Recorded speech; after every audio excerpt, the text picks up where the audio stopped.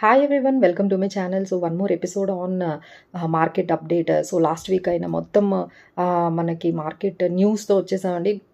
Next week markets ఏ విధంగా ఉండబోతున్నాయి వాటి గురించి కూడా మనం మాట్లాడతాము. So first we start with Nifty అండి. నిఫ్టీ లాస్ట్ వీక్ మనకి 21,541 దగ్గర క్లోజ్ అయితే ఈ వీక్ పాజిటివ్గా 24,823 దగ్గర, సో 24,800 అబోవ్ అనేది క్లోజ్ అయిందండి. That is a positive impact for the markets అని చెప్పొచ్చు. అక్కడ హోల్డ్ చేయడం 24,800 అబోవ్ క్లోజ్ అవ్వడం అనేది ఇట్స్ ఏ పాజిటివ్. అలానే సెన్సెక్స్ కూడా 81,000 అబోవ్ క్లోజ్ అయిందండి. 81,086 దగ్గర సెన్సెక్స్ అనేది క్లోజ్ అయింది. సో నెక్స్ట్ సపోర్ట్ లెవెల్స్ మనం చూసుకున్నట్లయితే 24,450, 24,500, 24,650 దగ్గర మంచి సపోర్ట్ లెవెల్స్ ఉంటే, మనకి రెసిస్టెన్స్ 24,900 అండ్ 25,000 దగ్గర అయితే కొంచెం మార్కెట్స్ రెసిస్టెన్స్ అనేది ఎక్కువగా కనిపిస్తుందండి. ఎందుకంటే last time all time high కూడా 25,078 దగ్గర నుంచి మళ్ళీ మార్కెట్స్ బ్యాక్ రావడం చూసాం. సో అక్కడైతే 25,000 దగ్గర, 25,100 దగ్గర రెసిస్టెన్స్ అయితే కనిపిస్తుందండి. ఈ లెవెల్స్ని చూసుకుంటూ వెళ్ళాలండి. సో నెక్స్ట్ మన మార్కెట్ని ఇంపాక్ట్ చేసేది అయితే గ్లోబల్ న్యూస్ ఒకటే ఇంపాక్ట్ చేస్తుందండి. ఎందుకంటే మన దగ్గర అంత న్యూస్ అంటే డొమెస్టిక్గా అంతా కూడా అంటే సెట్ బ్యాక్ అయితే ఏమీ లేదండి. So only fears, global fears అంటే like US data, economic data మనకి ఇంపాక్ట్ చేయొచ్చు. సో నెక్స్ట్ వీక్ వాళ్ళు యూఎస్ ఫెడ్ రేట్ డెఫినెట్గా తగ్గిస్తాము, ఎందుకంటే జాబ్ మార్కెట్ చాలా డౌన్ అవుతుంది, యూఎస్ ఎకానమీ స్లో డౌన్ అవుతుంది, ఇంకా టైట్ చేయకూడదు. సో 2020 నుంచి ఇప్పటి వరకు ఒక్కసారి కూడా రేట్ కట్ లేదు కాబట్టి so the rate cut regime might starts from September. అది కూడా మనకి పాజిటివేనండి. బట్ దానివల్ల గోల్డ్ అనేది కొంచెం పెరుగుతుంది, అది మీరు గమనించాలి. సో గోల్డ్ ఇప్పుడు ఆల్రెడీ 71,473 దగ్గర ఉందండి. సో గోల్డ్ అంటే ఎప్పుడైతే ఫెడ్ ఇంట్రెస్ట్ రేట్స్ తగ్గిస్తుందో, సో గోల్డ్ అనేది మనకి ఇంటర్నేషనల్ ప్రైజెస్లో పెరుగుతుందండి. అండ్ అలానే మిడిల్ ఈస్ట్లో ఏమైనా టెన్షన్స్ వస్తే మనకి గోల్డ్ అనేది పెరుగుతుంది. అలానే మన రూపీ చాలా వీకనింగ్ అవుతుందండి. అంటే 84 రూపీస్ పర్ డాలర్ దగ్గర మనం ఇప్పుడు మన రూపీ అనేది చాలా వీక్గా ఉంది. సో అది దానివల్ల కూడా మనకి గోల్డ్ పెరిగే అవకాశం కనిపిస్తుంది. సో అలానే సిల్వర్ కూడా 84,380 దగ్గర ఉందండి.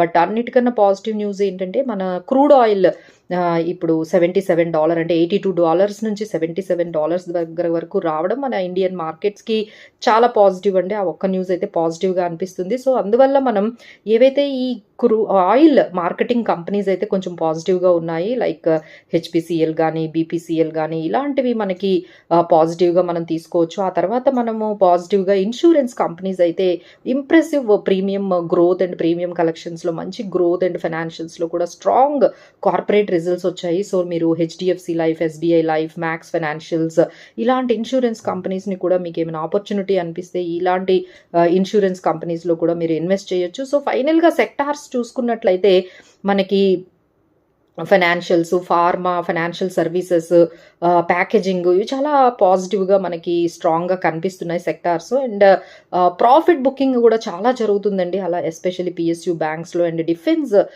సెక్టార్స్లో మనకి ప్రాఫిట్ బుకింగ్ జరుగుతుంది. సో మీరు ఇవి మానిటర్ చేసుకుంటూ ఏ సెక్టార్స్ పాజిటివ్గా వెళ్తున్నాయి, స్ట్రాంగ్గా వెళ్తున్నాయి, ఏ సెక్టార్స్ వీక్గా వెళ్తున్నాయి అనేది సెక్టార్ స్పెసిఫిక్గా, స్టాక్ స్పెసిఫిక్గా చాలా జాగ్రత్తగా ఉండాలండి. When the markets are at this levels of resistance levels of 25,000 దగ్గర. ఇంకా నెక్స్ట్ బిగ్గెస్ట్ ఏంటంటే ఐపీఓస్ అయితే మనం చూసుకున్నట్లయితే ఈకోస్ ఇండియా మొబిలిటీ అనేది ఆగస్ట్ 28న స్టార్ట్ అవుతుందండి, ఆగస్ట్ 30th వరకు ఉంటుంది. అలానే ఐఆర్ఏడిఏ ఎఫ్పిఓతో వస్తుందండి, 4,500 crore ఎఫ్పిఓతో వస్తుంది. దానివల్ల ఐఆర్డిఏ స్టాక్స్ పాజిటివ్గా మూవ్ అవుతున్నాయి. ఇంకొక బిగ్గెస్ట్ న్యూస్ ఏంటంటే Bajaj housing finance is coming for IPO. అంటే మీకు తెలుసు కదా బజాజ్ ఫైనాన్స్ అనేది ఎంత సక్సెస్ఫుల్ స్టోరీ అనేది. సో వాళ్ళ దగ్గర నుంచి ఇంకొక ఐపీఓ అనేది బజాజ్ హౌసింగ్ ఫైనాన్స్ అనేది వస్తుంది. So everyone is watching keenly and waiting for that అండి. సో మీరు కూడా ఇది మానిటర్ చేసుకోండి, అప్లై చేసుకునే వాళ్ళు అప్లై చేసుకోవచ్చు. వెరీ గుడ్ ఐపీఓ అండి, వెరీ ఇంట్రెస్టింగ్ ఐపీఓ అనేది మనము చెప్పొచ్చు.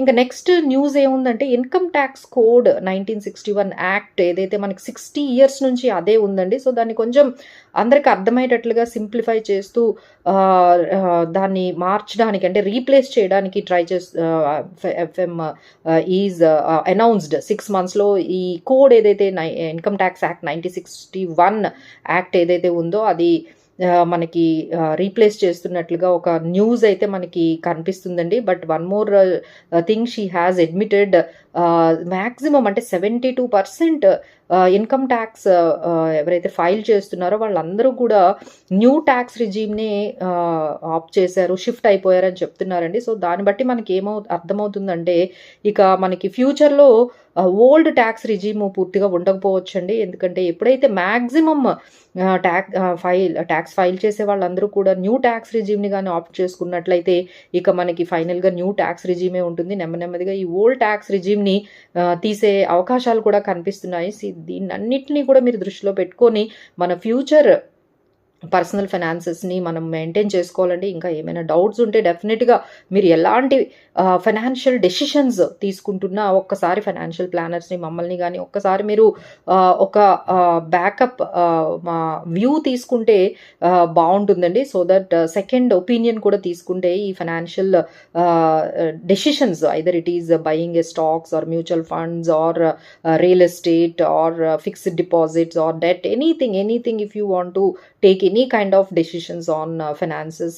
So now it has become very dynamic situation for India in the transformation stage. So ఒక్కసారి ఈ పర్సనల్ ఫైనాన్సెస్ డెసిషన్స్ తీసుకునేటప్పుడు ఫైనాన్షియల్ ప్లానర్స్ని కానీ మమ్మల్ని మీరు సంప్రదించవచ్చండి. So there is a financial consultations మేము తీసుకుంటాము. సో 1-to-1 కన్సల్టేషన్స్ ఉంటాయండి. దాంట్లో మీ ఉన్న అన్ని డౌట్స్ని కూడా మేము విత్ మినిమమ్ ఫీతో మేము క్లియర్ చేస్తాము. So better to take the second opinion before taking the financial decisions. Thank you so much for watching, and please do subscribe our channel, and please can contact us for any kind of doubts and for financial consultations.